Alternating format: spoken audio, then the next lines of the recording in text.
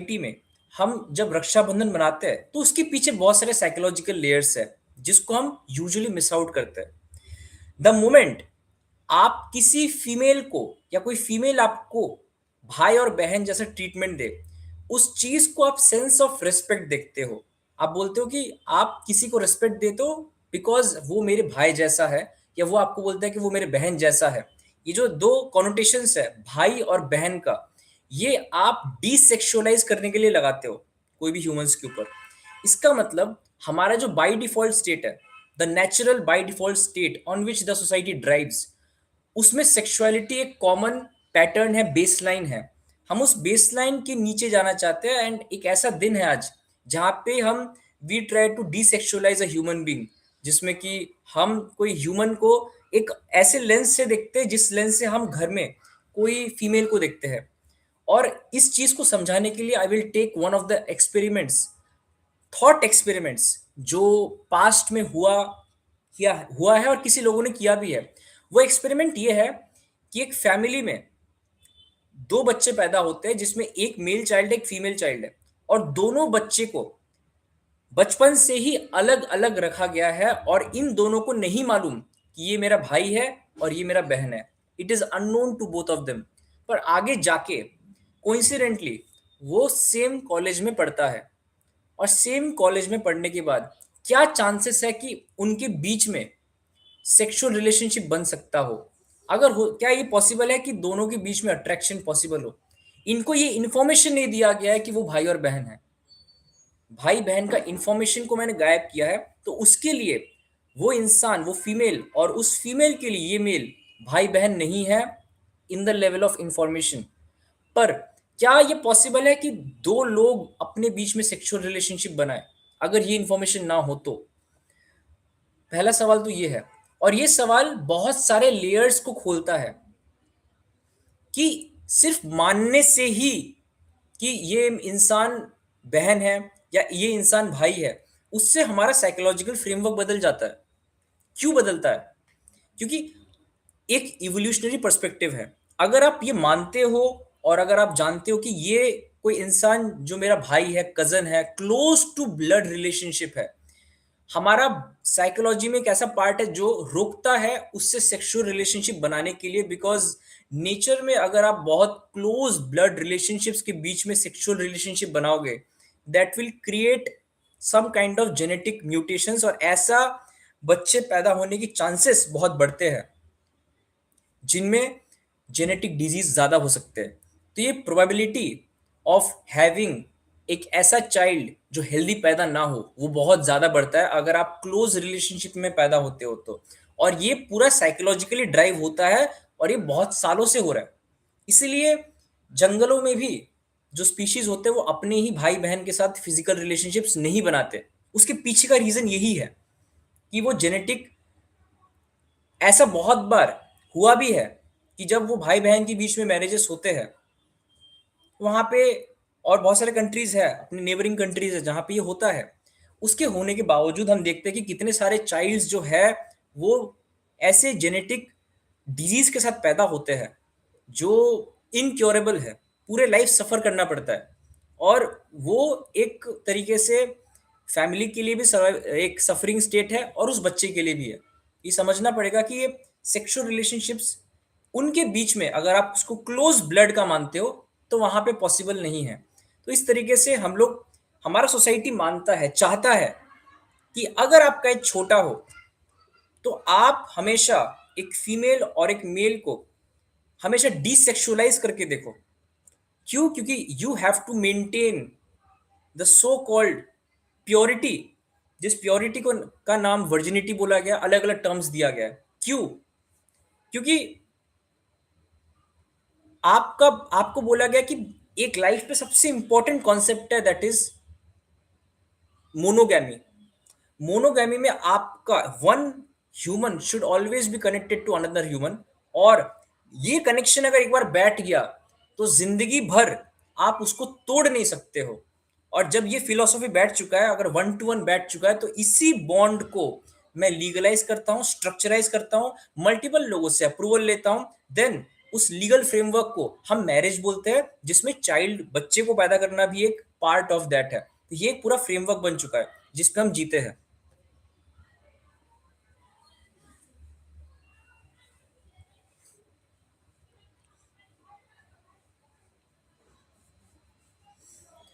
अब पॉइंट ये आता है कि जैसे जैसे टाइम बीतता गया, वैसे वैसे हम देखते गए कि हमारा जो एक simple relationship between a male and female है, उसमें एक स्ट्रॉन्ग बैरियर स्टार्ट हुआ। बैरियर, वो बैरियर कैसे पैदा होता है?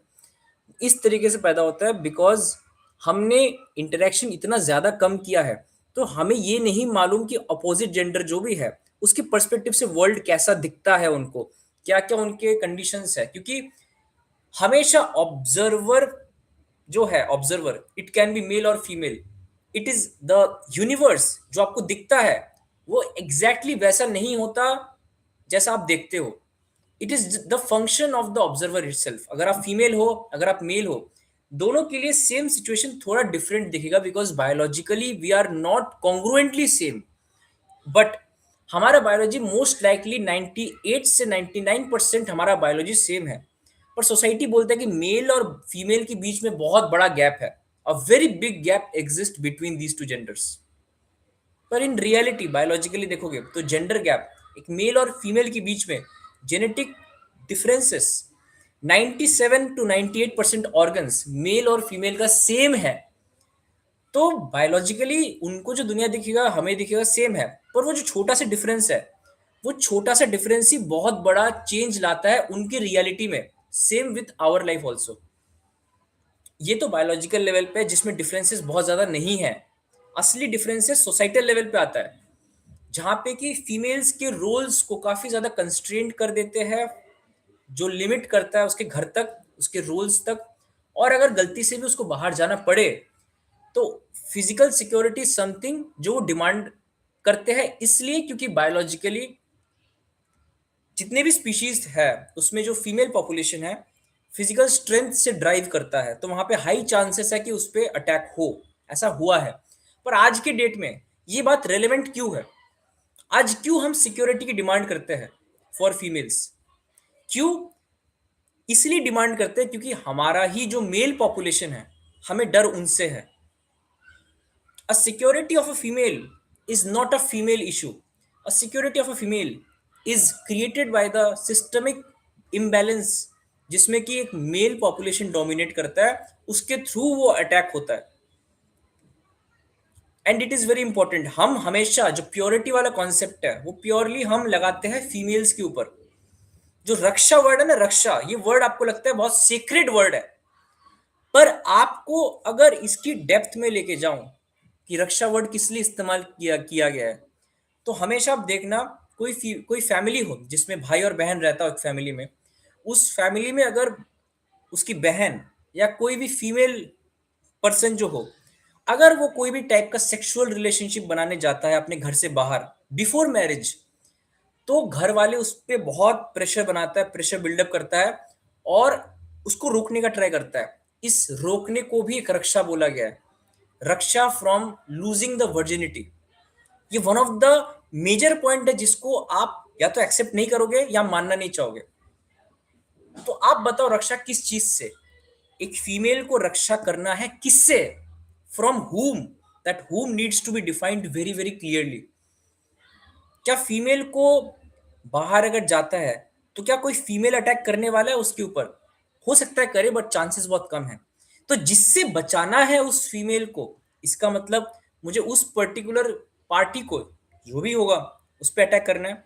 पर ये देखा गया है, अगर बहन मेरा है तो मैं उसे बचाऊंगा, लेकिन अगर कोई लड़की बाहर है, कोई लड़की बाहर की कोई भी हो, तो आप हो सकता है उस पे कुछ ना कुछ सेक्सुअल एक्ट करने के लिए चले जाओ। हो सकता है सेम लॉजिक जो आप बहन पे लगा रहे हो वही चीज आप बाहर पे नहीं लगाते हो, सेम वहां से भी होती है। ये सिस्टमिक इशू है। आपको किसी फीमेल को नहीं प्रोटेक्ट करना है, आपको उस ह्यूमन को बदलना है जो ह्यूमन एक फीमेल पे अटैक करने के लिए राजी होता है, मंजूर होता है। That is something we have to change. रक्षा एक भाई बहन का करता है, क्यों? इसका कोई जवाब है आपके पास? क्या रीजन है रक्षा करने का? डिमांड कहां से आ रही है और किससे? It's a very important point जो हमें डिस्क्राइब करना चाहिए। और कौन सी चीजें हैं जिसकी रक्षा हमें करनी चाहिए पर आज हम नहीं कर रहे हैं?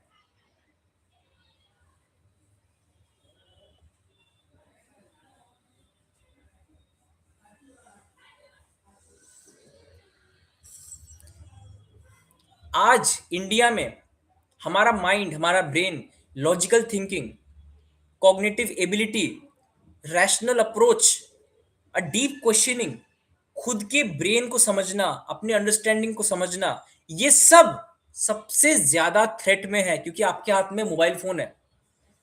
आप अपने जो central part of the thinking process है, आप उसको पैरालाइज कर रहे हो। आपको सबसे पहले उसको बचाना है। We have to protect our self. अगर रक्षा वाली बात आती है, so we need the protection of our self from the society itself. जो सोसाइटी करप्टेड है, हमें उस सोसाइटी से अपने आप को बचा के चलना है। बिकॉज हमेशा खतरा ये है कि आप सोसाइटल कॉन्सेप्ट को ही अपना कॉन्सेप्ट मान लोगे। आप बाहरी कोई कॉन्सेप्ट चल रहा हो, मान लो कोई आंदोलन चल रहा हो, मान लो कोई वॉर चल रहा हो, मान लो कोई टाइप ऑफ पॉलिटिकल रैली चल रहा हो, आप अपने आप को इन्वेस्ट कर देते हो उस सोसाइटल फिनोमेना में। आप अपने आप को नहीं बचा पाते हो सोसाइटल फोर्सेस के थ्रू। ये जो एक सेपरेशन है, अपने आप को सोसाइटी से बचाना, अपने आप को सोसाइटी से अलग करना, ये कैपेबिलिटी ही हमारे अंदर होना चाहिए। नहीं तो हम एक ऐसा इंडिविजुअल होंगे जो हर जगह से जहां पे भी एक लहर आएगा आप वहीं पे चले जाओगे। आपके पास कुछ भी कंट्रोल में नहीं रहेगा। यहाँ पे इस एंगल से रक्षा वाली वर्ड काफी ज्यादा रिलेवेंट होती है अपने लाइफ में, आपके लाइफ में, मेरी लाइफ में, किसी के भी लाइफ में। We have to protect our self from the society itself. This is the first point. And second is कि हमें अपने बायोलॉजी से भी प्रोटेक्शन चाहिए। ये मैंने क्या बोल दिया? बायोलॉजी से क्यों चाहिए? क्योंकि हमें लगता है कि बायोलॉजी हमारी प्राइमरी आइडेंटिटी है। अगर मैं मेल हूं तो मुझे एज अ मेल ही पूरे लाइफ अपने आप को चलाना है। तो male becomes the central part of identity. आप अपने लाइफ के 50% काम को एलिमिनेट कर देते हो जब आप अपने आप को मेल मान लेते हो। सो हम एक नैरो अप्रोच पकड़ते हैं, अपने आइडेंटिटी को स्क्वीज आउट करते हैं। आप उस चीज को अपना आइडेंटिटी मान लेते हो जहां पे आपका कोई भी कंट्रोल नहीं है, कुछ भी नहीं है, जहां पे आपका ना कोई चॉइस इन्वॉल्व है, ना आप उसको मैन्युफैक्चर कर सकते हो। आप अपने बॉडी को वापस मैन्युफैक्चर नहीं कर सकते। This is the only resource. और अगर ये एक्सपायर कर गया तो इसको आप नहीं बना सकते। और इसमें आपका ना बनाने का कोई रोल था, ना वो बन सकता है वापस। आप उस चीज को पकड़ के रहते हो, आप अपने बायोलॉजी को पकड़ के रहते हो, और आप बोलते हो कि जो जो चीज बायोलॉजी से आ रही है वो सब चीज मेरी है। वो सब चीज ऑब्वियसली होगी आपके पास, पर वो आपकी प्राइमरी आइडेंटिटी नहीं बन सकती है। आपको मान लो कोई बॉडी पेन हो रहा है, आप बोलते हो मैं एक ऐसा इंसान हूं जो एकदम प्योर, एक वैसा इंसान है जो पार्ट ऑफ द आइडेंटिटी बन चुका है। अब मेरा सवाल ये आता है कि द सोसाइटी से अपने आप को नहीं बचाना, अपने बायोलॉजी से भी बचाना है। क्योंकि बायोलॉजी एक ऐसी चीज है, बायोलॉजी भी आपकी उतनी ही बाहरी चीज है जितनी बाहरी सोसाइटल है। सोसाइटी और बायोलॉजी दोनों ही बाहरी नेचर के फोर्सेस के थ्रू ही आपको इम्पैक्ट करता है। आपको कोई बीमारी लगती है तो वो इसलिए नहीं है कि आपके अंदर कुछ हुआ है, वो बाहरी फोर्सेस ने आपके बॉडी में कोई बीमारी पैदा किया है, और वो आप पे इम्पैक्ट करता है। कास्ट मैरिज, एक सवाल आया है, caste marriage is also an issue. People want to marry their daughter in the same caste. This creates division in the society.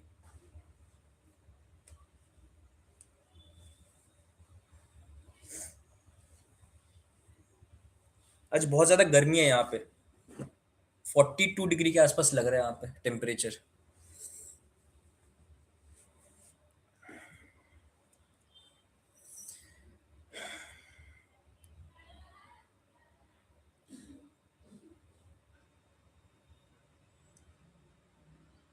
Caste marriage वाला पॉइंट को मैं थोड़ा देर में लूंगा, और मैं इसी से जोड़ के आगे कवर करता हूँ।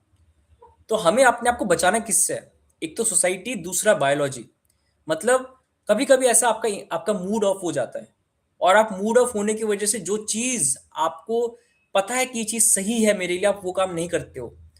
तो वो मूड क्या आप चला रहे हो? आपको लग रहा है मूड आ गया है और अब वो मूड आपको ड्राइव कर रहा है। वो mood, you should consider that mood as external, वो उतना ही बाहरी है, जितना सोसाइटी आपके लिए बाहरी है। सो दोनों चीज़, the society and biology is always outside yourself. But आप उन दोनों को क्लेम करते हो। You claim the society, you claim कि सोसाइटी में ये कास्ट मेरा है, यू क्लेम कि बॉडी मेरा है। ये दोनों क्लेम करने की वजह से सारे डिस्टॉर्शन, सारे डिसीजन मेकिंग पावर आपका स्क्वीज आउट होके, नैरो डाउन होके, बहुत ज्यादा आपके पास चॉइसेस के ऑप्शंस नहीं बचते और आपके लिए वही एक छोटा सा लिमिटेड फ्रेम ऑफ ऑप्शंस बचता है। सो प्रोटेक्शन जो वर्ड है, रक्षा वर्ड है, उसका एक रियल मीनिंग है, रियल सिग्निफिकेंस है, जिसको हमें उसके असली टर्म्स में देखना चाहिए, जहां पे लॉजिकल थिंकिंग को हमें बचाना चाहिए। What are the things that we should protect? बचाना किसको चाहिए? जिसको सबसे ज्यादा हमारा सोसाइटी मर्डर कर रहा है, मर्डर, जो लॉजिकल थिंकिंग है, क्वेश्चनिंग है। आप कोई भी कॉन्सेप्ट्स को सवाल उठाओ सोसाइटी में जाके, आप उस चीज को सोसाइटी डेलिबरेटली मारने के लिए रेडी है। अगर आप अपने थोड़ा भी लॉजिक की बात करो, साइंस की बात करो, रैशनैलिटी की बात करो, या आप अपनी ही उन चीजों को सामने लेके आओ जो आपके क्लैरिटी के साथ वो बात निकलती है, आप वो बात नहीं रख पाओगे सोसाइटी के सामने। इवन दो आप रखते हो तो बहुत बड़ा रिपरकशंस आपके ऊपर आने वाला है। अगर आप उसको लेने के लिए रेडी हो तो आप बोल सकते हो। बस यही पॉइंट है। तो रक्षा वर्ड इसलिए इंपॉर्टेंट है बिकॉज हमें अपने आप को बचाना है फ्रॉम द सोसाइटी। बिकॉज जितना हम रैशनल, लॉजिकल बनते जाएंगे, उतना अपने ऊपर थ्रेट बढ़ता जाएगा। Threat in the sense, threat सिर्फ ऐसा ही नहीं है कि कोई इंसान मुझे फिजिकली मारे।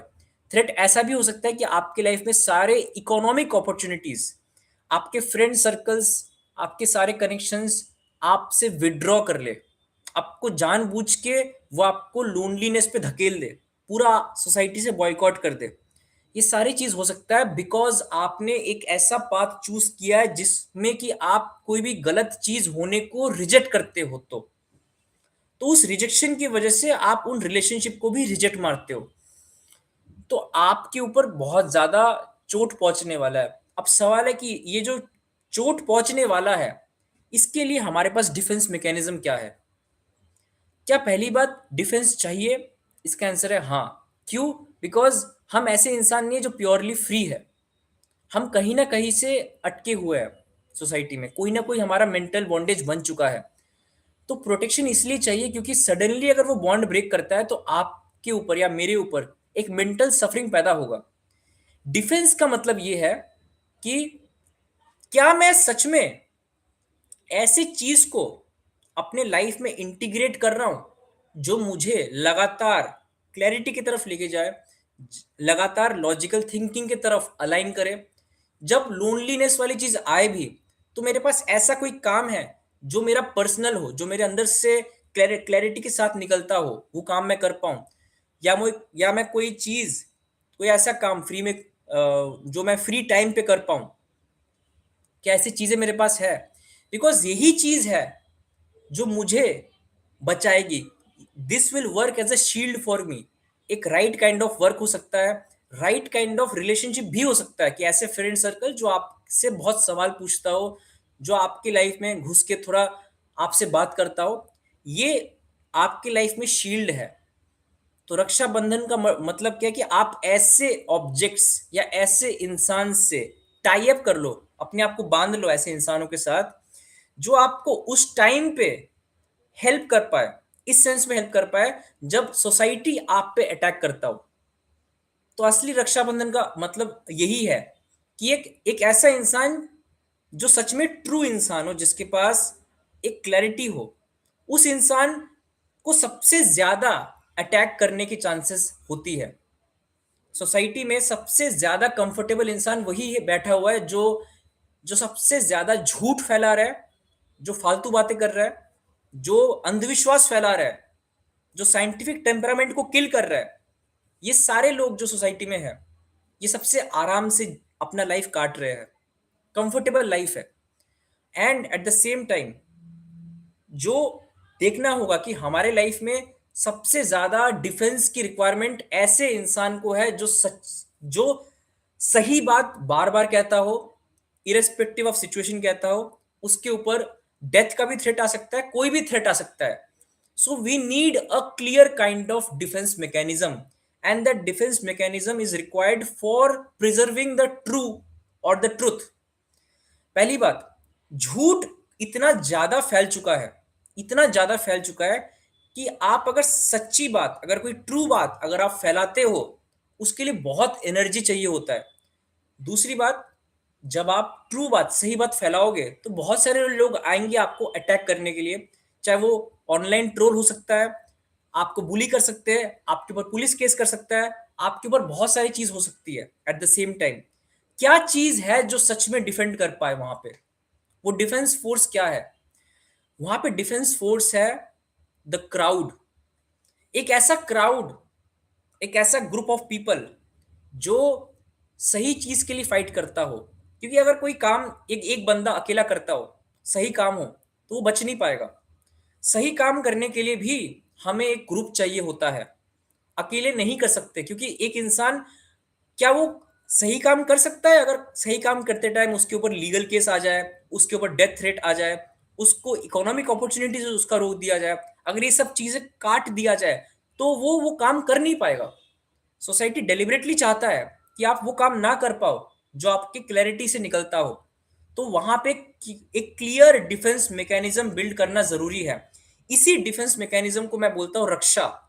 तो रक्षा बंधन वर्ड सिर्फ उस इंसान के लिए वैलिड है जो इंसान झूठ के अगेंस्ट फाइट करने के लिए रेडी हो। सोसाइटी में झूठ बहुत सारे हैं, और आपको पता है कि कौन कौन से झूठ सोसाइटी में एग्जिस्ट करता है, और किस तरीके से हम उस झूठ को हटा सकते हैं, मिटा सकते हैं। और अगर हम फाइट करते हैं तो वो इंसान जो झूठ के अगेंस्ट बात बोलता हो, सिर्फ उसी को डिफेंस की जरूरत होती है, सिर्फ उसी के लिए रक्षा वर्ड प्रिजर्व होना चाहिए। ये ऐसा वर्ड है जो कि एक एक ऐसा वर्ड है जो कि उसी इंसान के लिए ही लागू होनी चाहिए और किसी के लिए भी नहीं। It does not matter. और दूसरा बंधन वर्ड इसलिए क्योंकि वो अकेला इंसान अपने आप को नहीं बचा सकता है। So the person either required some kind of objects, हो सकता है वो पैसा हो सकता है रिसोर्सेस हो। वो एज अ शील्ड काम करता है कि बाहर के लोग आप पे अटैक ना करें। तो वो शील्ड जो है वही आपका बंधन है। तो रक्षा बंधन इस तरीके से एक प्रोटेक्टिव मैकेनिज्म है जिससे कि आप अपने काम में कोई बैरियर ना ले आ पाओ। ये इंपॉर्टेंट बात है।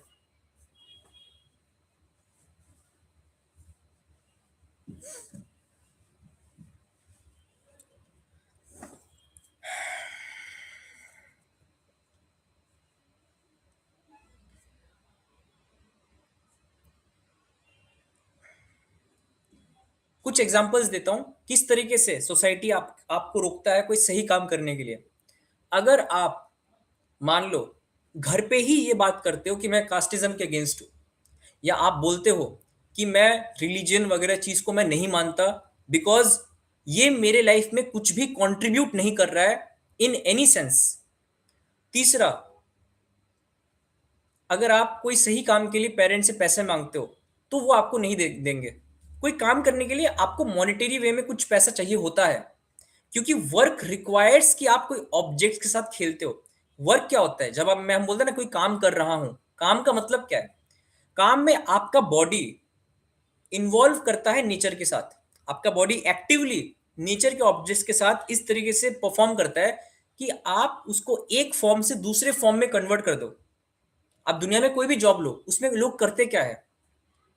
कोई ना कोई काम में इन्वॉल्व है, मतलब कोई चीज को फॉर्म ए से फॉर्म बी तक लेके जाता है, उसको वो काम बोलते हैं। और सही काम क्या है? सही काम वो है जो काम करके या तो मुझे क्लैरिटी मिल रहा हो या मेरे थ्रू किसी और को क्लैरिटी मिल रहा हो, इसी को हम सही काम बोल सकते हैं। और अगर मैं घर में सही बात कर रहा हूं तो उससे क्या होता है, घर वाले मेरे से चिढ़ जाते हैं। घर वालों और मेरे बीच में एक टेंशन बिल्डअप होता है। उस टेंशन बिल्डअप होने की वजह से वो आपको पैसे देना भी कम कर देते हैं, और वो चाहते हैं कि आप जल्दी से जल्दी उनकी बात को सुनो, उनकी बात को मानो, और जो वो चाहते हैं उसके लिए वो 30-40 लाख रुपए भी दे सकते हैं आपको। पर अगर आप सिंपल 1,000 रुपए मांगोगे सही काम के लिए, वो नहीं देंगे। तो वो डेलिबरेटली चाहते हैं आपके वो सही काम को करने को रोकने के लिए। यह है सोसाइटल फोर्स जिससे कि आपको बचना चाहिए। और दूसरा क्या है? Biological barriers.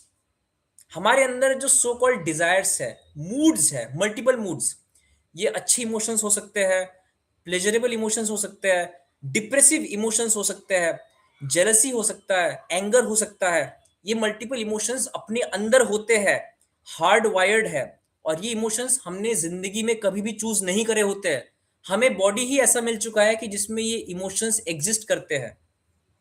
तो बॉडी भी आपके लिए एक बैरियर बनता है, जैसे सोसाइटी आपके लिए बैरियर बनता है। आपको पता है कि मैं एक सही काम करूंगा या मुझे पेरेंट्स को एक सही बात बोलना है, आप वो बोलने से डरते हो। वो डर कहां से आ रहा है? वो डर आ रहा है बायोलॉजी से, सोसाइटी से नहीं आ रहा है। सोसाइटी वाला पार्ट तो मैंने खत्म कर दिया है, पर डर का मैकेनिज्म तो आपकी बायोलॉजी से ही आ रही है। मान लेते हैं कि आपके बॉडी में वो केमिकल ही एग्जिस्ट ना करता हो जिससे कि आपको डर फील होता है, तो आपको डर कभी फील होगा नहीं। सो ये बायोलॉजिकल एरर है, बायोलॉजिकल मैकेनिज्म है जिससे कि आप डर एक्सपीरियंस करते हो। तो बायोलॉजी भी आपको सही काम करने के लिए रोकता है। सो बायोलॉजी भी आपके लिए उतना ही बड़ा कल्प्रिट है जितना बड़ा कल्प्रिट सोसाइटी है। तो बायोलॉजी वाला फोर्स से पहले आपको लड़ना चाहिए, बिकॉज वो आपके कंट्रोल में है, आपके हाथ में है। और जो सोसाइटी वाला फोर्स है वो बाहरी है। अगर कोई इंसान बायोलॉजी वाले फोर्स को जीत सकता है, बायोलॉजी वाले फोर्स को केटर कर सकता है, तो वो इंसान धीरे धीरे सोसाइटी वाले फोर्स को भी केटर कर सकता है, क्योंकि बायोलॉजी वाला फोर्स बहुत ज्यादा स्ट्रांग है। कोई इंसान अगर अपने अंदर के डर को इग्नोर कर सकता है, उसको दिख रहा है कि ये जो डर है इसमें मेरा कोई कंट्रीब्यूशन नहीं है, होने दो, मैं अपना काम करता रहूंगा। अगर ये टेंडेंसी दिखता है कि मेरे अंदर डर है, लेट इट बी, मेरा कोई इसमें रिस्पॉन्सिबिलिटी नहीं है, अगर मैं डर को ही गिव अप कर सकता हूं, तो मैं जाके सोसाइटी के सामने भी कुछ बोल सकता हूँ, क्योंकि डर वाली चीज को तो मैंने वैसे ही इग्नोर कर चुका हूं। सोसाइटी भी आपके बायोलॉजिकल ब्रेन पे ही तो अटैक करता है जिससे कि आप डरते हो। तो मेन बात ये आता है कि क्या हम अपने बायोलॉजिकल फिनोमेना से अपने आप को डील करा सकते हैं क्या? वही तो सबसे ज्यादा अपने आप को टॉर्चर करता है।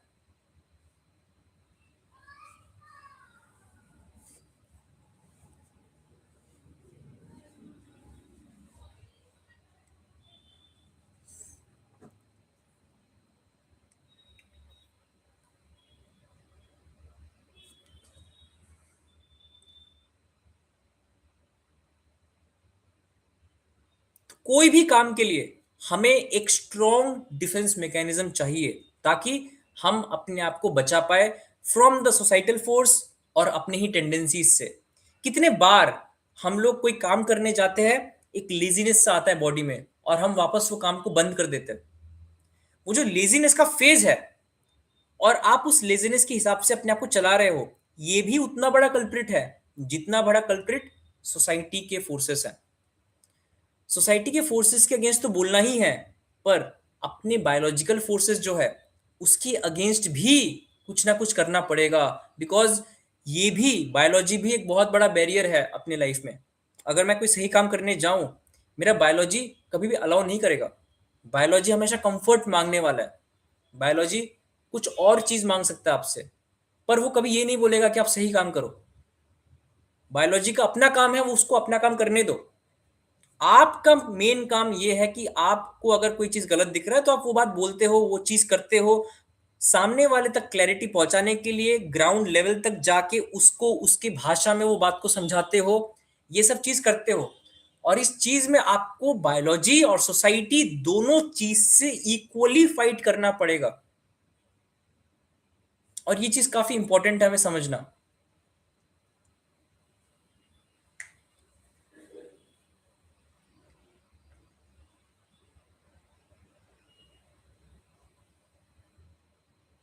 शील्ड काफी इंपॉर्टेंट है। शील्ड बचाना, अपने आप को एक एक मोटा सा लेयर रखना। आप ये बताओ, जिस घर में मैं रहता हूं उस घर में मैं अकेला रहता हूं, इसलिए ताकि मेरे लिए एक अच्छा शील्ड हो। नहीं तो ऐसा भी तो हो सकता था कि मैं बाहर जाके वीडियोज़ बनाऊँ, बाहर ही रहूँ। बाहर रह सकता था ना मैं। मैं घर में ही क्यों रहता हूँ? और घर में बाकी लोग क्यों नहीं रहते? मैं किसी को अलाउ नहीं करता। रीज़न क्या है? मुझे पता है कि मुझे एक डिफेंस मैकेनिज़्म चाहिए सोसाइटी से अलग होके। मैं एक रूम में फ्रीली कुछ बोल पाऊँ, कुछ कर पाऊँ, जहाँ पे सोसाइटल इंटरफेरेंस ना हो या मिनिमाइज़्ड हो। क्योंकि मेरे घर पे अगर कोई दूसरा बंदा हो, कोई ऐसी आइडियोलॉजी का, मुझे नहीं मालूम, वो मेरे लाइफ में, मेरे काम में बहुत बड़ा बाधा, एक बैरियर ला सकता है। I have to create a defence mechanism for myself. That defence mechanism is raksha. That protection is somewhere needed in our life. क्या हमने बिल्डअप किया है वो डिफेंस मैकेनिज्म? जब तक डिफेंस मैकेनिज्म नहीं बनेगा, तब तक हम सही काम नहीं कर पाएंगे। सही काम करने के लिए एक स्ट्रॉन्ग फाउंडेशनल डिफेंस मैकेनिज्म चाहिए। और पहला डिफेंस होता है अपने आइडेंटिटी को अपने आप से बचाने के लिए। क्योंकि आप ही तो अपने आप को बचा के रखते हो, आपके कॉन्सेप्ट्स। उसको डिफेंड नहीं करना है, उसको तो अटैक करो, अपने आइडियोलॉजी को अटैक करो। That needs an attack. पर after the attack what remains is something जो कि क्लोजर टू द ट्रुथ है, और उस चीज को बचाना है। और उस चीज के लिए आपको रिसोर्सेज चाहिए, उसको क्लैरिटी चाहिए, बहुत चीजें चाहिए। इसी चीज को बचाना है। और आपको सही ऑब्जेक्ट्स, सही पीपल, सही काइंड्स ऑफ बुक्स, सही मूवीज, इससे अपने आप को बांध के रखना है। दैट इज बंधन। रक्षा बंधन is only applicable for the person who is fighting for the truth. यही काफी इंपॉर्टेंट है।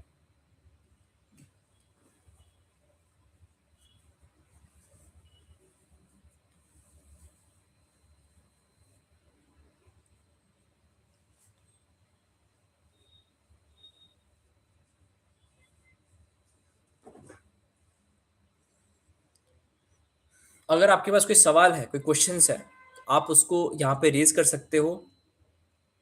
It can be related to what I said, कि रक्षाबंधन का अपनी लाइफ में रियल मीनिंग क्या है। क्या ये कोई वन डे फिनोमिना है, या एक ऐसी चीज है जो हमें कॉन्स्टेंटली चाहिए? और अपना सेल्फ प्रोटेक्शन क्यों जरूरी है, और कौन से सेल्फ को अटैक करना है और कौन से सेल्फ को बचाना है? ये क्लैरिटी जब तक हमें नहीं होगी, तब तक वो सही काम नहीं हो पाएगा। और सही काम हमें हमें पता है क्या होता है। जो काम सोसाइटी में झूठ के थ्रू फैलता है, it can B astrology, it can B a spread of the junk food, it can be casteism, it can be hyper nationalism, it can be anything। आपको पता है झूठ ये है। जब आपको पता है झूठ क्या है, तो सही काम क्या होता है? उसी झूठ को काटने के लिए आप अपनी बात को सामने लाते हो, बहुत लोगों के सामने लाते हो। आप उस चीज को बार बार अनाउंस करते हो। अगर सच के पास कुछ नहीं है, तो झूठ जीतेगा बार बार। आज के दिन जो इंसान सबसे ज्यादा झूठा है, उसके पास सबसे बड़ा माइक है, सबसे बड़ा एडवर्टाइजिंग पावर है। वो अपने झूठ को स्प्रेड करने के लिए किसी भी एक्सटेंट तक जा सकता है, कहीं तक भी अपने आप को बढ़ा सकता है। लेकिन एक इंसान जिसके पास क्लैरिटी हो, वो वो या तो बहुत ज्यादा उसके पास पैसे नहीं होगा। आप देखोगे कि कोई इंसान जो सही तरीके से लाइफ जीता है, उसके पास बहुत ज्यादा पैसा नहीं मिलने वाला आपको। बहुत ज्यादा उसके पास एडवर्टाइजिंग पावर नहीं है। तो पावर आज उन लोगों के हाथ में है, कॉन्सेंट्रेटेड है, जो झूठ फैलाने में इंटरेस्टेड है। और यही सबसे बड़ा ट्रेजेडी है। हमें बचाना है उन लोगों को, हमें बचाना है उन उन थॉट प्रोसेस को, जो एक इंसान को और ज्यादा इंसान बनाता हो। That really needs a good amount of money also, a good amount of resources to defend itself.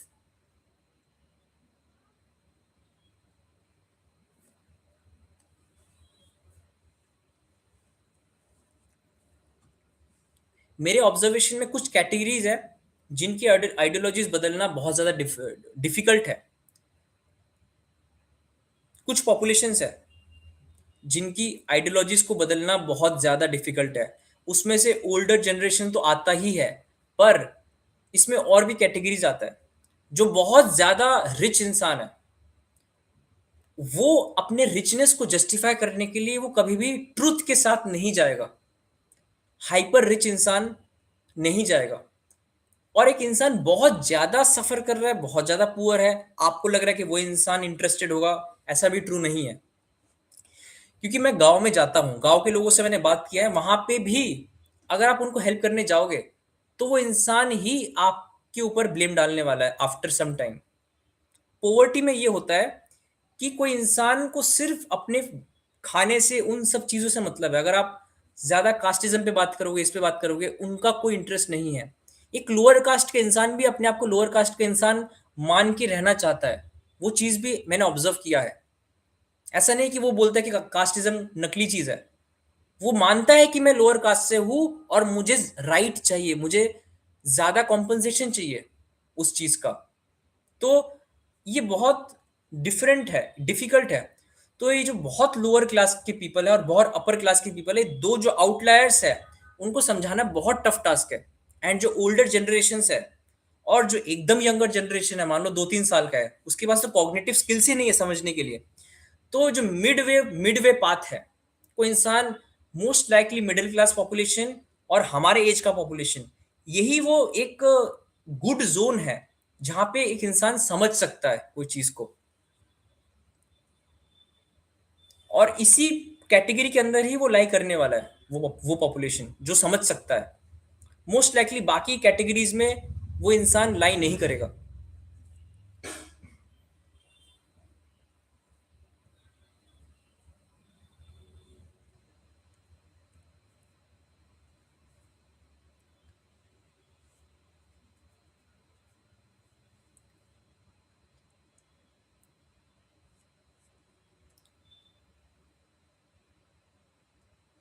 और एक इंपॉर्टेंट पॉइंट सामने आता है कि जैसे जैसे आप आगे बढ़ते हो और आपके ऊपर सोसाइटी की फोर्स तो है ही, बायोलॉजी की फोर्स भी है, उसकी वजह से आप खुद कभी भी हमेशा बटे रहोगे दो साइड में। आपका कुछ परसेंटेज ऑफ लाइफ सही काम में जाएगा और जो रिमाइंडर है, बाकी जो लाइफ है, वो आप कोई ना कोई गलत काम में फंसे हो उसमें जाएगा। सो अपना लाइफ भी ऐसा नहीं है कि हम सही काम करते हैं। हमारा सही काम भी डिवाइडेड होता है दो सेक्शंस में। सही काम को मैं बार बार डिफाइन करता हूँ, सही काम वो है जो आपके लाइफ में क्लैरिटी लाता हो, जो सामने के लाइफ में क्लैरिटी लाता हो। और तीसरा ये ऐसा काम जो आपको इमर्शन में लेके जाता हो, ऐसा काम जो आप कर रहे हो बिना कोई रिजल्ट के एक्सपेक्टेशन में, जो आपको अभी ही मजा दे रहा हो, अभी ही आपको इमर्शन में लेके जाता हो, वो काम हो सकता है कि सही हो। तीन कैटेगरीज ऑफ वर्क है। अब इस केस में हम अपना थोड़ा सा पोर्शन देते हैं सही काम में और बाकी जो पूरा टाइम है वो जाता है हमारा ऐसे काम में जो सोसाइटल फोर्सेस से ड्रिवन है। अगर आज वो सोसाइटी एग्जिस्ट ना करता हो तो वो काम बिल्कुल नहीं करते। वो सोसाइटी ही है जो आपसे वो काम करवा रहा है, ये बोल के कि काम बहुत जरूरी है, इमरजेंसी है, आज ही कर ले, ये काम तो करना ही होता है। ये सब चीजें आपको ड्राइव करता है वो करने के लिए।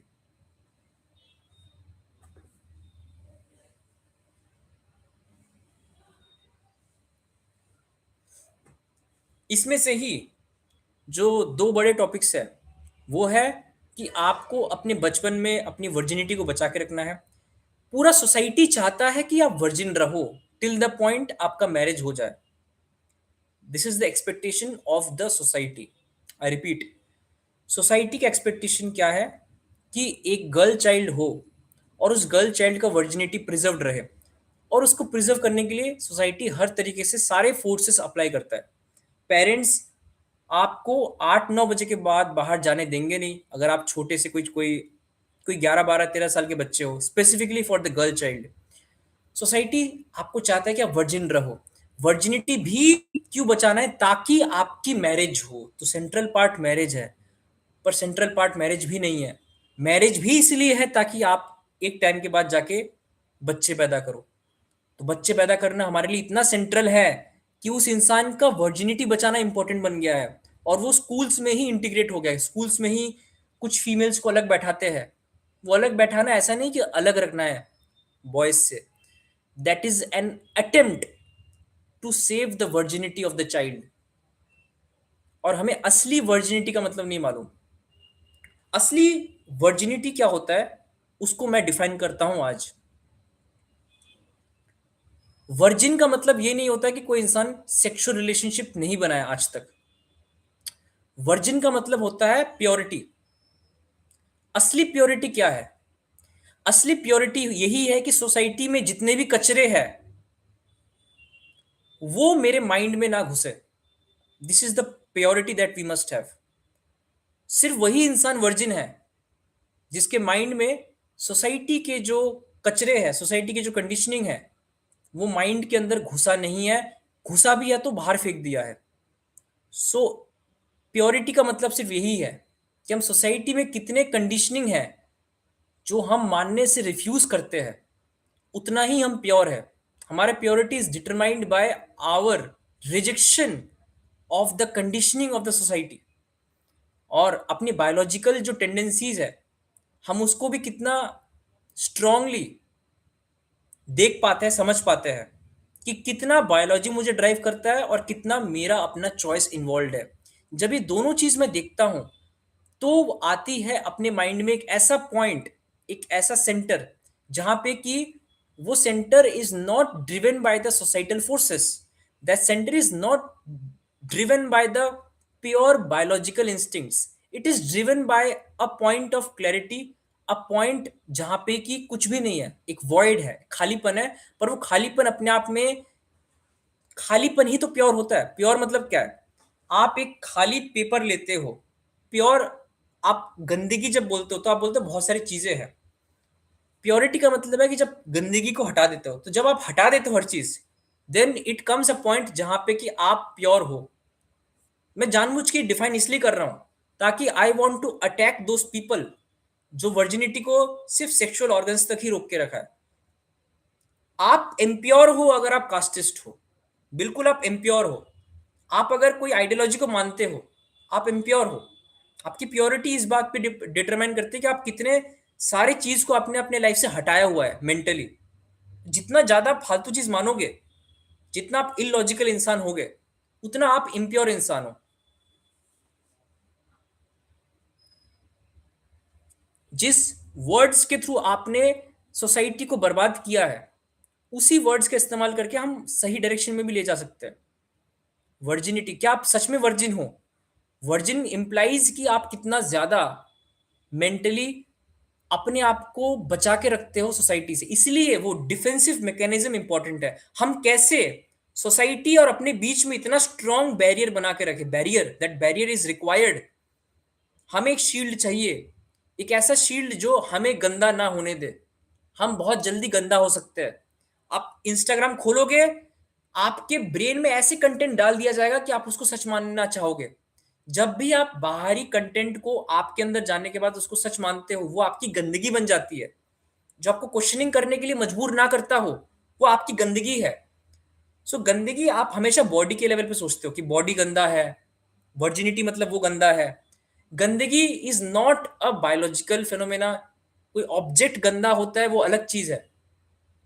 आपका बॉडी गंदा होता है, वो एक ऐसी चीज गंदा हो रहा है जो आपने चूज नहीं किया है। अगर बॉडी गंदा होता भी है तो आपने ऐसी चीज को गंदा होने दिया है जिसको आपने चूज नहीं किया है। तो उसमें तो आपकी बहुत ज्यादा कंट्रीब्यूशन नहीं है। पर असली गलती यहां पे है कि आपने इधर अपने अंदर जो फालतू चीज है उसको आपने क्या, आप नरिश क्यों करते हो? आप तो पहली बात मानते भी हो, और मानने के लिए आप बार बार वही चीज को कंज्यूम करते हो। आप नरिश करते हो। आप डिफेंस ना बना के आप उस चीज को पैसे दे के कंज्यूम करते हो। जिस चीज से अपने आप को बैरियर क्रिएट करना चाहिए, एक बहुत बड़ा आपको सेपरेशन बनाना चाहिए उस गंदगी से, आप वही चीज खरीदते हो, खरीद के लाते हो, कंज्यूम करते हो। इट कैन बी नेटफ्लिक्स के कोई भी random movies, big boss shows, news channels. ये सब क्या है? इससे आपकी वर्जिनिटी लूज हो रही है। अगर मैं बोलूं तो this is where your virginity loses. Monogamy polygamy वाला जो कॉन्सेप्ट है, हम हमेशा इसको बायोलॉजिकली जोड़ते हैं। बायोलॉजिकली मतलब क्या? बॉडी के लेवल पे।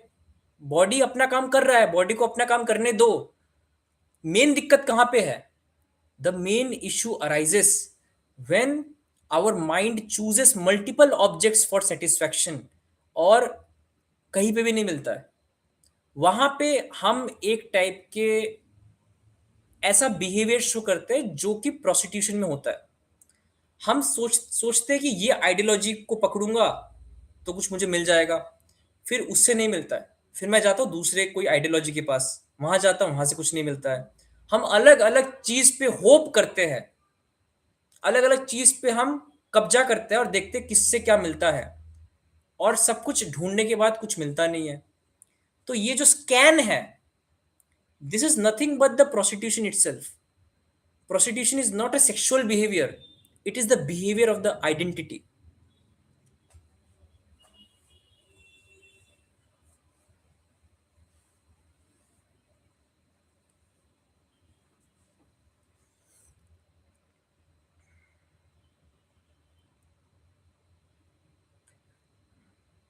It's like using biology to force people to get married. If they had sex before marriage, they might end up never marrying.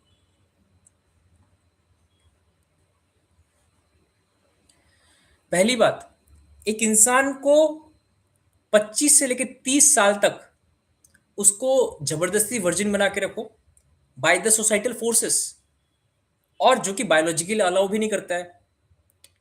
एक होता है कि आप खुद से डिसाइड करते हो कि मुझे किसी से नहीं करना रिलेशनशिप, वो अलग बात है। पर जब ये सोसाइटी से आपके ऊपर डिसिप्लिन लाया जाता है कि आपको किसी से रिलेशनशिप नहीं बनाना, तो उस केस में क्या होता है कि आप अपने आप को रोक के रखते हो। रोकते ऐसे नहीं कि वो आपको डांट रहा है, रोकते ऐसे कि आपके अंदर कॉन्सेप्ट डाल दिया जाता है कि वर्जिनिटी एक प्योर कॉन्सेप्ट है, आपका रिलेशनशिप सीक्रेट है जब आप इतने साल तक वर्जिन रहोगे। तो ये कॉन्सेप्ट क्यों डाला गया आपके माइंड में? क्या ये कॉन्सेप्ट की रेलेवेंस क्या है? कॉन्सेप्ट्स कहाँ से आ रहे हैं? अगर कोई चीज सच में रेलेवेंट है, उसकी फाउंडेशनल बेसिस क्या है? That basis needs to be discovered, जिस पे हमें और बात करनी चाहिए। दूसरा, आपको इतना ज्यादा लंबे टाइम तक सेक्स से जबरदस्ती दूर रखा जाता है ताकि वो जो सेक्सुअल फोर्सेस जितने भी आपके अंदर है, वो आपको मजबूर कर दे बोलने के लिए कि मुझे शादी करना है। वो आपके लिए ओनली ऑप्शन बनता है कि आप आगे जाके कुछ करो। अब इसमें और पॉइंट्स आते हैं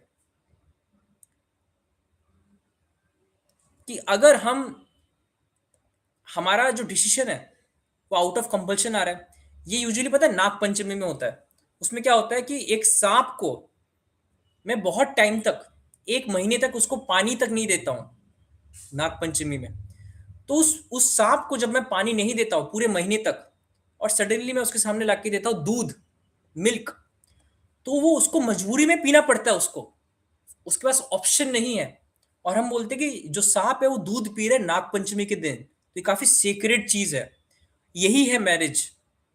आपको जबरदस्ती बहुत लंबे टाइम तक रोक के रखा है सेक्स के लिए, और आप डेस्परेट हो जाते हो, और आप जल्दबाजी में, आपको चाहिए था पानी और आपने चूज किया दूध, और आप कंज्यूम करते हो, और आपका पेट खराब होता है, आप मर भी सकते हो। और लोग मरते भी है। कितने लोग शादी के बाद मरते हैं? और मरने का रीजन क्या है? It can be suicide, it can be murder, और it can be early death, because कि आपको ऐसा डिजीज लग चुका है स्ट्रेस के मारे। हो सकता है आपका खाना खाने का पैटर्न खराब हो गया हो, आपकी लाइफ में इतना स्ट्रेस हो। आप हो सकता है जिम जाते थे पहले, शादी के बाद आप जिम नहीं जा पा रहे हो क्योंकि आप टाइम नहीं दे पा रहे हो अपने ऊपर। ये सब करने के बाद आपका हेल्थ खराब हो रहा है। हेल्थ खराब होने से आपका कॉस्ट बढ़ रहा है अपने आप को बचाने के लिए, आपका डेथ पहले हो जाएगा। तो एक मैरिज का कनेक्शन आपकी क्वालिटी ऑफ लाइफ पे है। क्या वो आपकी क्वालिटी ऑफ लाइफ को इंप्रूव कर रहा है सच में? पहला क्वेश्चन तो ये है।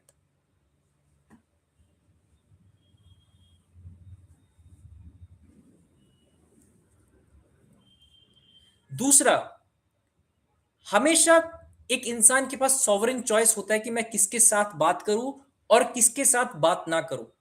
ये आप भी मानते हो ना कि आप एक ऐसा इंडिविजुअल हो जो चूज करता है कि मैं किससे बात करूं और किससे बात ना करूं। ये सॉवरेनिटी जो है, सॉवरेनिटी एक अच्छा वर्ड है, ये हमेशा एक इंडिविजुअल के पास होता है, जिसको मैं फ्री विल बोलता हूं। आपके पास वो है।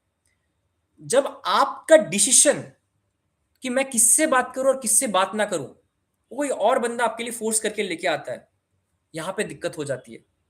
क्योंकि रहना तो आपको है उसके साथ, पर डिसाइड कर कोई और रहा है। इससे क्या होता है कि वो अपने आइडियोलॉजी के हिसाब से एक इंसान लेके आता है जो कि उसके आइडियोलॉजी से मैच करता है जिसने डिसाइड किया है। पर आप एक दूसरे आइडियोलॉजी के इंसान हो, एक अपोजिट आइडियोलॉजी वाले इंसान एक ही रूम में अगले 50 से 60 साल रहने वाला है। ये बहुत ज्यादा हॉरिफिक चीज है। मैं एक रूममेट तक नहीं लाने के लिए रेडी हूं क्योंकि वो इंसान दूसरे आइडियोलॉजी का हो सकता है। रूममेट को कभी भी हम अलग हो सकते हैं, पर शादी में क्या करोगे यहाँ पे ऑप्शन नहीं है। और दूसरा पॉइंट ये है कि एक इंसान का जो आइडियोलॉजी है वो टाइम के साथ बदल भी सकता है। हो सकता है कि आपके साथ कनेक्शन हो और आज अंडरस्टैंडिंग अच्छा हो, क्या गारंटी है कि 20 साल के बाद वही इंसान के साथ आप बात करना चाहोगे भी। आपको बात करने में ही आपको अंदर से घिन आने वाला है अगर ऐसा हो तो क्या गारंटी है। तो जब तक एक रिलेशनशिप सही है तब तक बात करो। आप कोई भी फ्रेंड से कब तक बात करते हो, किसी से भी आप कब तक बात करते हो जिस पॉइंट तक वो आपकी लाइफ में कुछ वैल्यू ऐड करता हो। अब सही वैल्यू क्या है, वही इंसान आपके लिए सही है जो इंसान आपके लाइफ में क्लैरिटी लेके आता हो, जो आपके लाइफ में अलग अलग चीजों में हेल्प करता हो, जो सच में एक इंपॉर्टेंट काम के लिए रेलेवेंट हो। फॉर एग्जाम्पल, अब मैं मान लो वीडियो बना रहा हूँ, इस वीडियो बनाते वक्त मान लो एडिटिंग करना पड़ रहा है, कोई इंसान मेरे मेरे लिए हेल्प कर रहा है एडिटिंग के लिए, तो वहां पे एक काम है, उस काम के पर्पस के लिए रिलेशनशिप बन रहा है।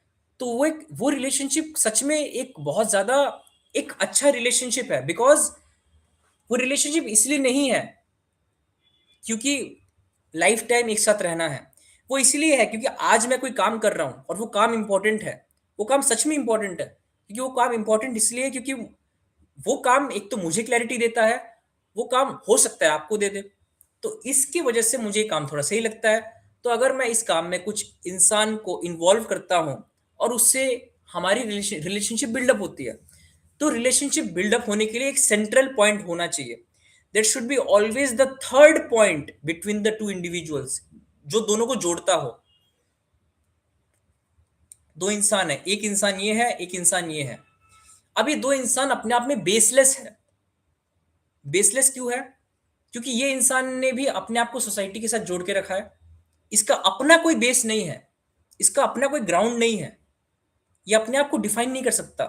इसका डेफिनेशन हमेशा विद रेस्पेक्ट टू सोसाइटी होगा, वो सोसाइटी जो इसने खुद देखा है। और दूसरा इंसान है, इसने कोई दूसरे टाइप का सोसाइटी देखा है, तो जैसा सोसाइटी है वैसा ही वो बन चुका है। तो दो इंडिविजुअल्स एक साथ आते हैं तो हमेशा लड़ाई होने वाली है, हमेशा। क्यों होने वाली? क्योंकि दो आइडियोलॉजीज एक साथ कभी भी नहीं रह सकते।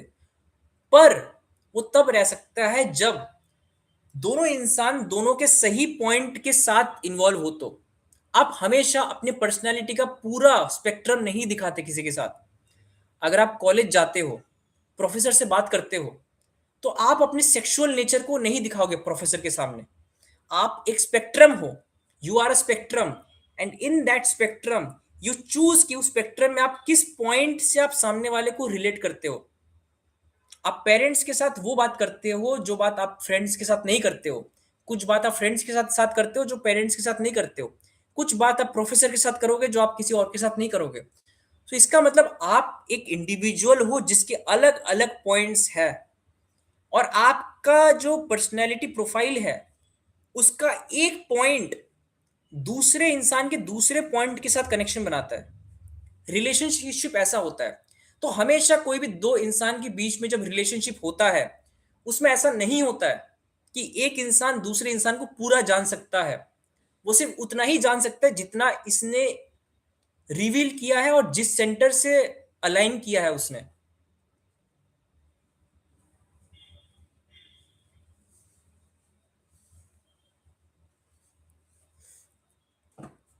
तो जब मैं बोल रहा हूं कि रिलेशनशिप हमेशा दो इंसान के बीच में नहीं होता है, वो इंसान के स्पेक्ट्रम के एक छोटे से पॉइंट के साथ होता है। लेट्स से यहां पे दो इंडिविजुअल्स है। अब दो इंडिविजुअल्स में दो सेंटर्स होंगे, इसके बहुत स्पेक्ट्रम है। ये एज अ पेरेंट है, ये एज अ चाइल्ड है, ये एज अ फ्रेंड है, ऐसे बहुत सारे इसके स्पेक्ट्रम है।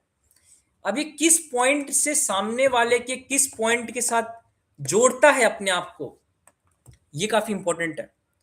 अब कुछ ऐसे पॉइंट्स है जो वायलेंट बन जाता है। फॉर एग्जाम्पल, एक इंसान रिलेशनशिप इसलिए भी बना सकता है कि मुझे उससे पैसे चाहिए, और सामने वाला भी उससे फिर पैसे मांगता है। तो ये जो रिलेशनशिप है, उसमें कुछ सब्सटेंस नहीं है, कोई क्लैरिटी नहीं है, कुछ ऐसी बातें नहीं हो रही है जहां पे कि इंसान का दिमाग क्लियर हो।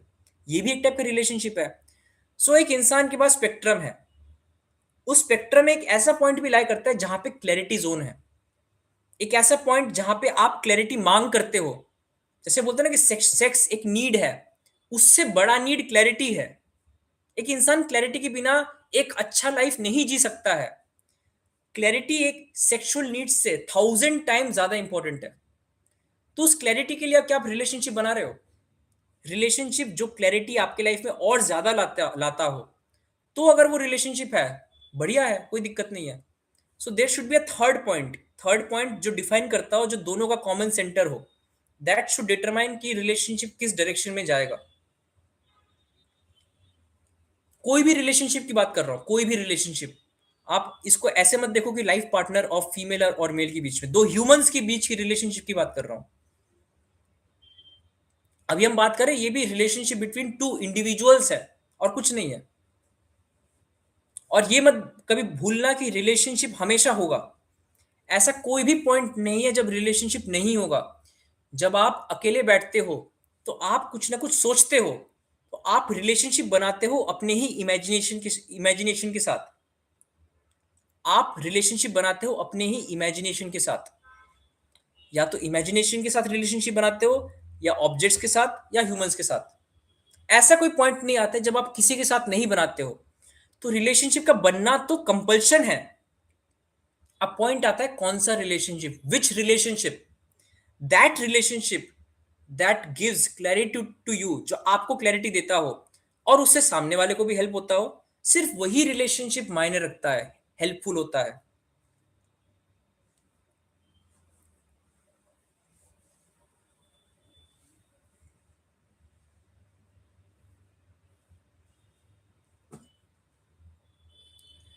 अगर आपके पास कोई सवाल है तो आप यहाँ पे कमेंट कर सकते हैं, पूछ सकते हैं।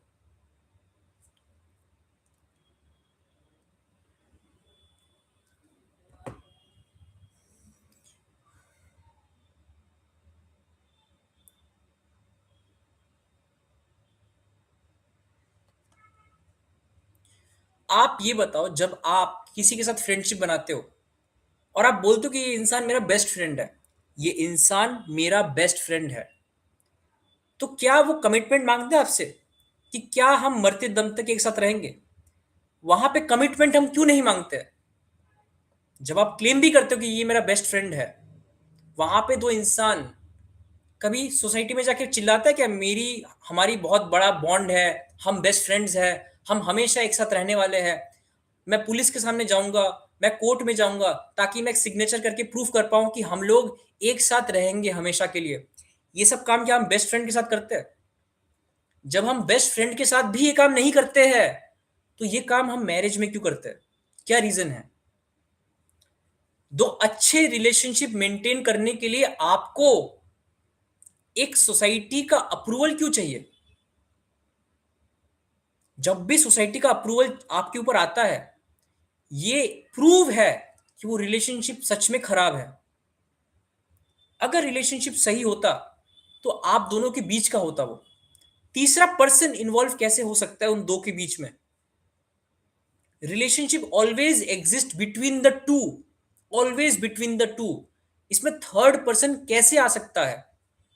थर्ड पर्सन भी नहीं आ सकता, और सोसाइटी के फोर्सेस भी नहीं आ सकता, बाहर के आइडियोलॉजीज भी नहीं आ सकते, कोई भी मेंटल नॉर्म्स नहीं आ सकता कि कास्टिज्म, फालतू जितने भी कॉन्सेप्ट्स है, हाइपर नेशनलिज्म, जो भी चीजें हैं, ये सब चीजें दो रिलेशनशिप के बीच में नहीं आ सकता। वो दो रिलेशनशिप अगर बनता है क्लैरिटी के बेस पे, तो उसको बेस पे रखते हुए उसको आगे बढ़ाना चाहिए, ताकि वो रिलेशनशिप भी एक शील्ड जैसा काम करता है। Shield, it should work as a shield.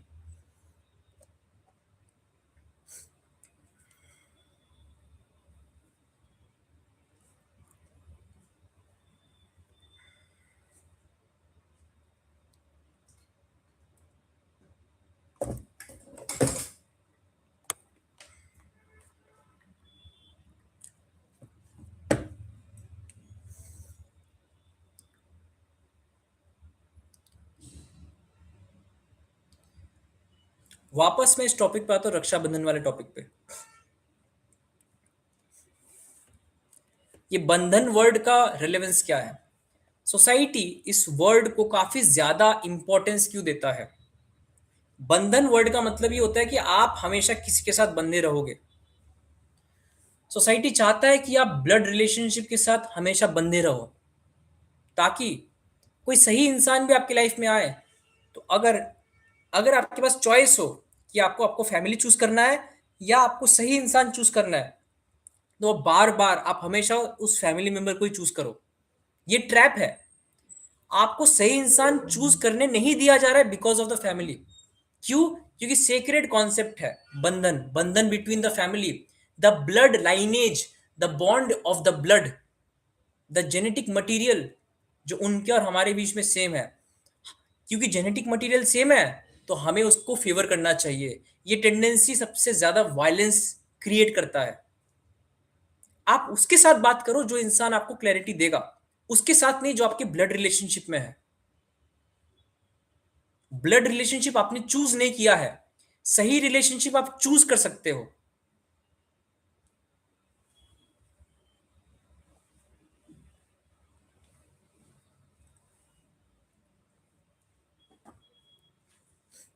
Right relationship is a choice. तो सही चीज भी वही होता है जो चॉइस के थ्रू आता है। जो बाय डिफॉल्ट आपके लाइफ में है, वो मोस्ट लाइकली सही चीज नहीं है। तो ये चेक कर रहा है कि मेरे लाइफ में बाय डिफॉल्ट कौन कौन सी चीज एंट्री मार चुकी है, वो चीज आपके लिए सही नहीं है। और आप थॉट एक्सपेरिमेंट कर सकते हो, आप कमेंट्स में लिख सकते हो कौन कौन सी चीजें जो ऑटोमेटिकली आपकी लाइफ में आ चुकी है, वो मोस्ट लाइकली सही नहीं है। सही हो भी सकता है, जैसे आपके लाइफ में आपका पेरेंट बाय डिफॉल्ट आ गया है, पर वो सही भी हो सकता है। अगर आप सही बात करो और वो बात सही, और वो सही बात समझ ले, तो ऑब्वियसली वो रिलेशनशिप अच्छा बन सकता है पेरेंट्स और चाइल्ड के बीच का। पर सिर्फ तब जब आप सही बात करो और वो बात समझ पाए, उस लेवल पे ही वो रिलेशनशिप सही हो सकती है, अदरवाइज नहीं। वो रिलेशनशिप बहुत ज्यादा वायलेंट है, अंधेरे में, डार्कनेस में है। दोनों ही ऐसे ऐसे बातें कर रहे हैं जिसमें कि एक एक स्ट्रॉन्ग डिवीजन क्रिएट किया जा रहा है कि मैं तुझे इसलिए फेवर कर रहा हूं क्योंकि मैंने तुझे पैदा किया है। अब मैंने तुझे पैदा किया है, अब तुझे मेरी बात सुननी पड़ेगी। उसके हिसाब से करो, अभी फिर हर बात करो। स्कूल जाओ, कॉलेज जाओ, जो जो चीज पेरेंट्स बोलेंगे वो चीज करो।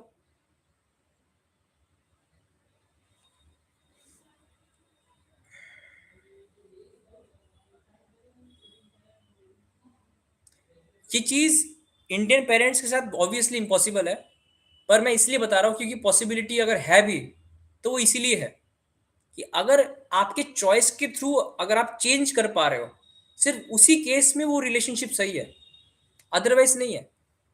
बाय डिफॉल्ट आपका ट्रेन में कोई इंसान बैठ चुका है, आप उसके साथ थोड़ी ना रिलेशनशिप बनाते हो। आपके ट्रेन के सामने कोई भी इंसान बैठा हुआ है, स्टेशन में हजारों लोग हैं, आप क्यों नहीं रिलेशनशिप बनाते हो? क्योंकि आपको पता है कि उसको आपने चूज नहीं किया हुआ है। उसी तरीके से पेरेंट्स को आपने चूज नहीं किया हुआ है, तो स्टेशन में एक इंसान उतना ही स्ट्रेंजर है जितना स्ट्रेंजर आपका पेरेंट्स है, at the level of choice. अगर आप चॉइस के थ्रू पेरेंट्स को बदल देते हो, बदल पाते हो, देन मैं बोल सकता हूं कि वो रिलेशनशिप बिल्डअप किया गया है, आपका कंट्रीब्यूशन है उसके पीछे, उस चीज को बिल्डअप करने में। क्लैरिटी में बिल्डअप चाहिए होता है, ऑटोमेटिक नहीं आता। क्लैरिटी ही ऐसी चीज है जो ऑटोमेटिकली आपके सामने नहीं आ सकता, वो बिल्डअप करना पड़ता है। सोसाइटी ऑटोमेटिकली आपके अंदर आ चुकी है, आपकी बायोलॉजी ऑटोमेटिकली आपके अंदर आ चुकी है, आपके पेरेंट्स ऑटोमेटिकली आ चुकी है, हर चीज आपके लाइफ में ऑटोमेटिक आई हुई है, जहां पे चॉइसेस का इन्वॉल्वमेंट नहीं है। सही चीज में सही चॉइस का मांग होता है, जो हमें पोर्ट्रे करना होता है बार बार। It is something to be portrayed continuously, and it is an active choice that we must carry and have and deliberately do every time. Choice कुछ चूज करने का नहीं, चॉइस उस चीज को हटाने का जो ऑटोमेटिकली आया हुआ है।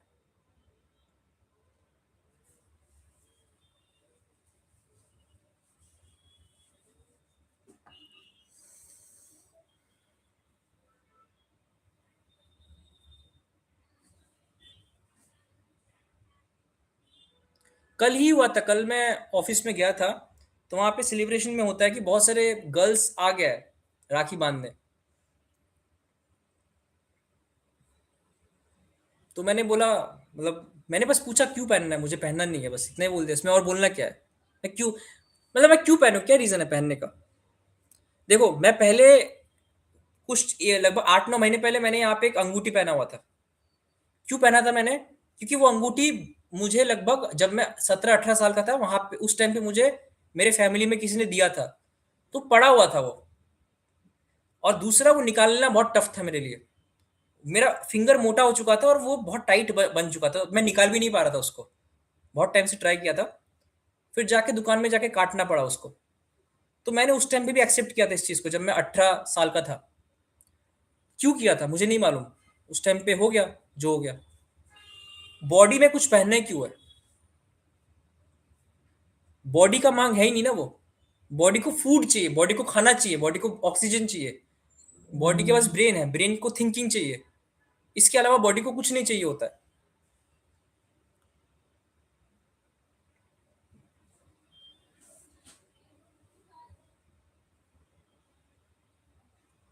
पिछले साल मैंने क्या किया था, मैंने जो एक लड़की राखी बांधने आया था, तो मैंने उसको बांध दिया है। मतलब वही राखी उसी के हाथ में बांध दिया मैंने। पिछले साल मैंने ये किया था। वो बस ये बोलने के लिए किया था कि एक बस छोटा सा मैसेज था, बट वो उसमें कोई खास बात नहीं है। वो यही था कि अगर मेल फीमेल का प्रोटेक्शन दे सकता है, तो ये वाइस वर्सा भी ट्रू है। हम मैं भी बांध सकता हूँ आपके हाथ में, तो मैंने बांध दिया था। मेरी डिपार्टमेंट की थी कोई, उसको मैंने ही जाके बांध दिया। पर इस टाइम मैंने नहीं लिया उसको, मना कर दिया, मैं गया ही नहीं उस शो में। तो कुछ आया, बांधने के लिए आया, तो मैंने मना कर दिया। इसमें कुछ बड़ी बात नहीं है।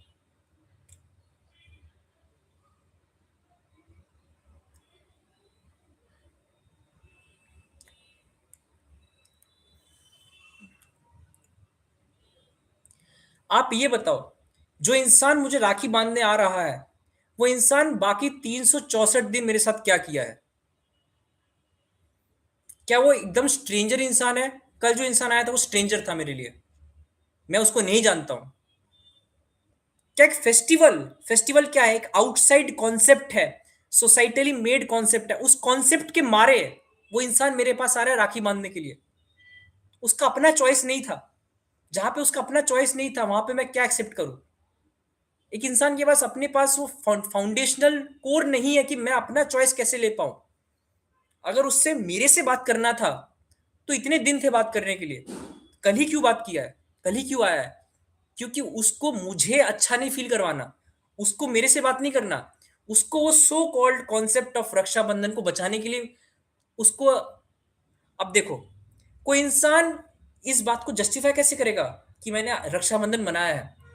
तभी कर सकता है ना जब मैंने किसी एक को बांधा है। तो बांधने के लिए मुझे ऑब्जेक्ट्स चाहिए। ऑब्जेक्ट्स, एक फीमेल के लिए ऑब्जेक्ट्स मेल है, एक मेल के लिए ऑब्जेक्ट्स फीमेल है। रक्षाबंधन में अगर मान लो कोई फीमेल ही एग्जिस्ट नहीं करना करता हो, तो कोई रक्षाबंधन नहीं है। So it is an object. एक आइडियोलॉजी ऑफ रक्षाबंधन को बचाने के लिए मैंने ऑब्जेक्ट को यूज कर रहा हूं, जो कि मेल इंसान है। उसके हाथ में जब मैं बांधूंगा, तो मैं बोलूंगा ये रक्षाबंधन है। ये बात बताओ, इससे कैसे डिफरेंट है कि आप नाग पंचमी में एक सांप को इस्तेमाल करते हो अपने मजे के लिए।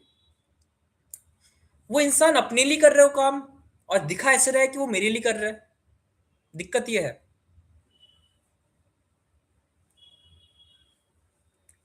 Why there is so much festival in India, जहां पे हैप्पीनेस इंडेक्स 126 है। इंडिया एक लैंड ऑफ एग्रीकल्चर है, पहली बात तो हमारा जो फेस्टिवल्स है वो रिलीजन बेसिस पे डिसाइड नहीं हुआ था एट द स्टार्ट। वो फेस्टिवल डिसाइड हुआ था साइकिल ऑफ हार्वेस्टिंग के ऊपर। साइकिल ऑफ हार्वेस्टिंग, उसके हिसाब से हमारे फेस्टिवल्स हुए। तो फार्मर्स खुश होते थे उन टाइम्स पे जब उनके पास कैश फ्लो ज्यादा आता था। वो बेच के पैसा आने वाले जो पीरियड्स होते थे, वो पूरे साल में हर रोज नहीं होता है, वो कभी कभी होता है। तो उसके हिसाब से वो सेलिब्रेट करते थे उस पैसे के साथ। जब भी ह्यूमन के पास रिसोर्सेस एक्स्ट्रा आता है, तो वो इंसान उसको स्पेंड करना चाहता है। ये हमारा एक कोर आइडियोलॉजिकल फ्रेमवर्क है, हमेशा ऐसे ही इंसान बिहेव किया है हिस्टोरिकली। जब भी दिवाली में वो बोनस मिलता है कंपनी से, कहीं से भी, वो बोनस मिलता क्यों है? ताकि आप स्पेंड कर पाओ। तो अर्निंग और स्पेंडिंग का पैटर्न देखा गया है, हमेशा एग्जिस्ट करता है। एक इंसान महीने के पहले हफ्ते में जितना खर्चा करता है, उतना खर्चा वो बाकी के 3 हफ्ते में नहीं करता है। तो पैसे आने के बाद ही तुरंत खर्चा हो जाता है। ये हमारी टेंडेंसी है। तो वो फेस्टिवल एक एक्सप्रेशन ऑफ मनी है। मनी आया और मैंने उस मनी को एक्सप्रेस किया वापस। कैसे करूं एक्सप्रेस? मतलब मुझे चीजें खरीदनी पड़ेगी। चीजें खरीदनी पड़ेगी तो मैं क्या करूं? मुझे पैसा मिल चुका है, अब सेलिब्रेट करना पड़ेगा। अब कोई कंपनी में किसी का प्रमोशन होता है, उसके लिए लोग लोग पार्टी मांगते हैं, पार्टी, या फिर पार्टी चाहिए। किसी का आईआईटी हो गया, किसी का ये हो गया, वो हो गया, पार्टी मांगते हैं। सेलिब्रेशन, पार्टी और पैसा, इन तीन का एक बहुत बड़ा कॉम्बिनेशन है। ये होता गया बहुत टाइम तक। अब उसमें धर्म को भी जोड़ा गया है। क्यों? क्योंकि हम धर्म को भी क्यों इस्तेमाल करते हैं? हम रिलीजन को भी लाते ताकि मेरा लाइफ और भी ज्यादा प्रॉस्पेरस हो, जो भी मैं चाहूं वो मुझे मिल जाए। हमारा डोनेशन अपने कंट्री में मंदिरों में इतना ज्यादा क्यों है? वो इसीलिए है ताकि आप डोनेशन ऐसे ही नहीं देते कि मैं ऐसे ही दे रहा हूं। आप चाहते हो कि मेरी एक ऐसी डिजायर फुलफिल हो जाए वो डोनेशन देने के बाद, जो कि मैं चाहता हूं। तो आप बहुत बड़ा अमाउंट देने के लिए रेडी होते हो। आई थिंक 300 400 500 कितना, 1000 करोड़ के आसपास, उससे ज्यादा अमाउंट साई मंदिर में, तिरुपति में, इनमें डोनेशंस होते हैं। एक इंसान क्यों करता है डोनेशन? इस उम्मीद में कि जो चीज वो चाहता है वो हो जाए। डोनेशन भी तब कर सकता है जब उसके पास पैसे हो। तो पैसा कब आता है? जब उसका इनकम साइकिल हो। तो इनकम साइकिल हमारा हार्वेस्टिंग टाइम पे था, फार्मिंग सीजन में था, तो उस टाइम पे कुछ डेट्स डिसाइड हुए हैं। तो वो तो हमारे लिए इंडिया में बड़े फेस्टिवल्स अगर देखोगे तो ये वो फेस्टिवल्स है जो फार्मिंग के साथ कनेक्टेड है। और उसके बाद आता है रिलीजन वाला पॉइंट। कुछ ऐसे माइथोलॉजिकल डेट्स, जब कोई किंगडम को हमने जीता हो, किसी बड़े भगवान का बर्थडे हो, उसको हम सेलिब्रेट करते हैं अपने हिसाब से, बिना समझे कि उसका मैसेज क्या था। हो सकता है उसकी कोई ऐसे मैसेज था जो आज अगर हम सच में अपने लाइफ में इंटीग्रेट करें, हो सकता है सोसाइटी अच्छा हो जाए। पर हमें उससे कोई मतलब नहीं है। हमें भी पूजा इसलिए करना है, कंज्यूम इसलिए करना है ताकि मैं कंज्यूम कर पाऊं। आप बताओ, पूजा के बाद आप मीठा क्यों खाते हो? वहां पे प्रसाद जो होता है वो मीठा क्यों होता है? क्योंकि वो आपको खाना है।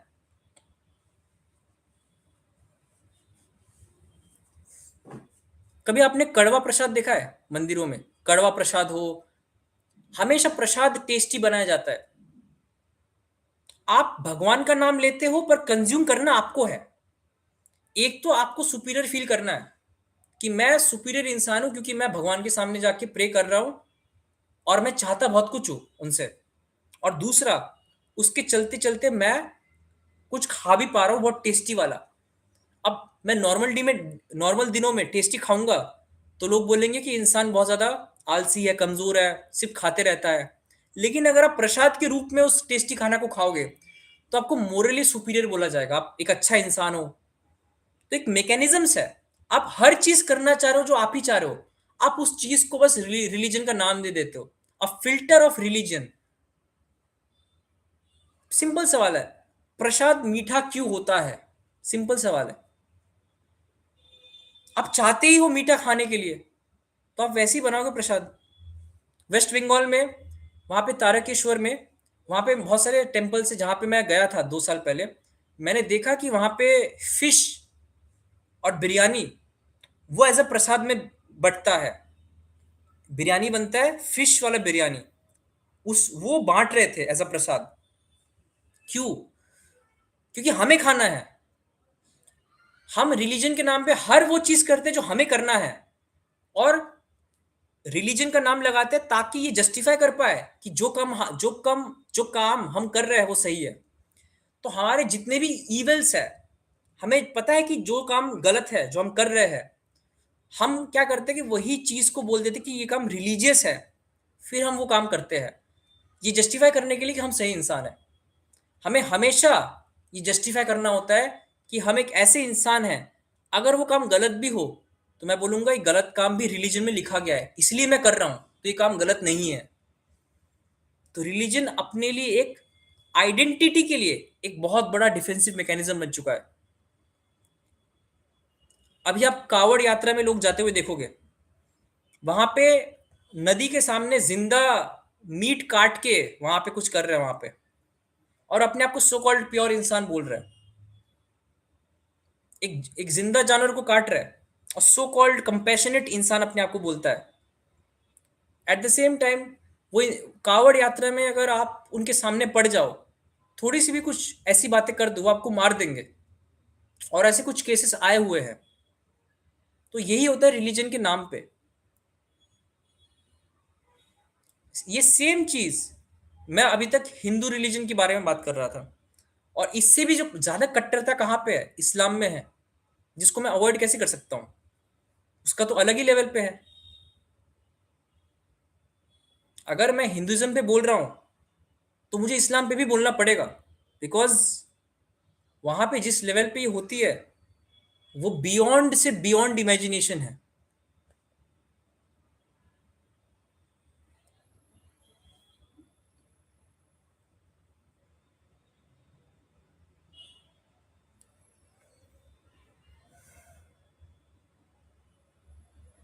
बहुत सारे कंटेंट क्रिएटर्स होंगे जो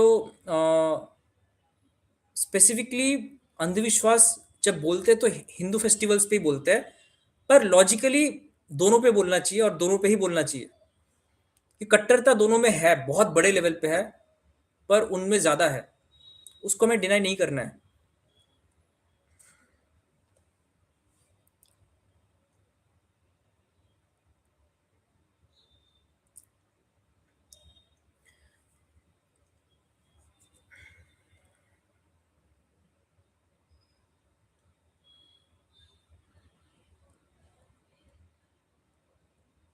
और एक ट्रेंड मैंने ऑब्जर्व किया है कि कोई इंसान अपने आप को सो कॉल्ड लिबरल बोलता है, मैं लिबरल इंसान हूं, मेरा माइंड खुला हुआ है, मैं लेफ्टिस्ट हूं।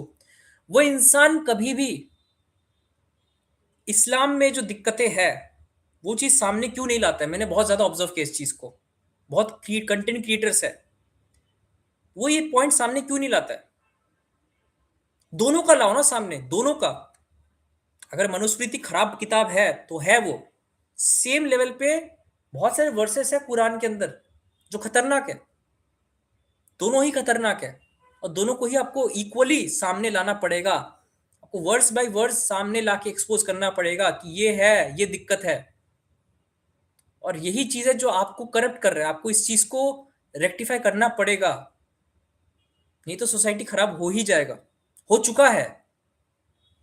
ठीक करने में मेहनत मेहनत बहुत ज्यादा लगने वाला है, नियर टू इम्पॉसिबल है।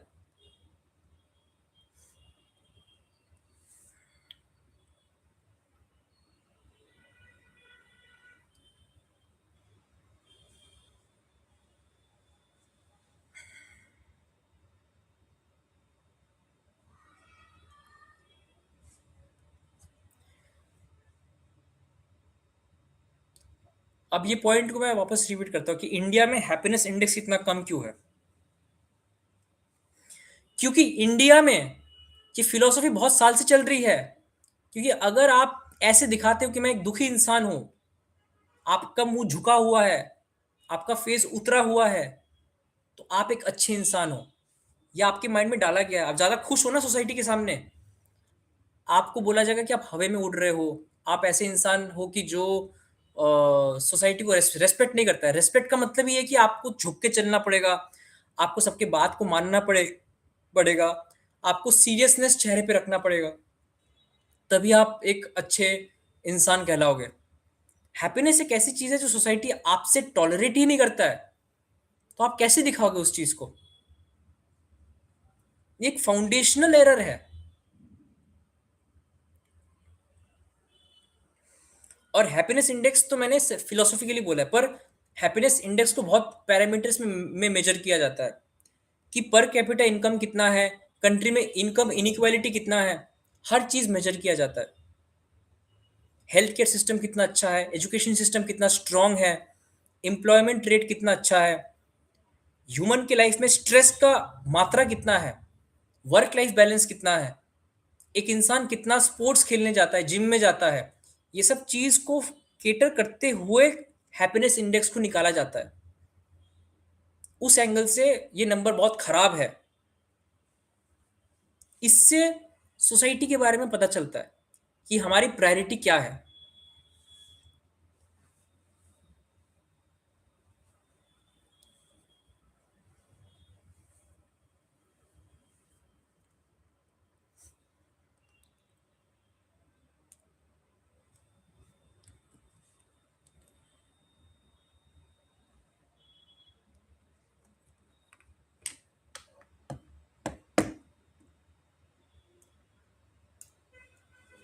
अगर आपके पास कोई सवाल है तो आप पूछ सकते हो।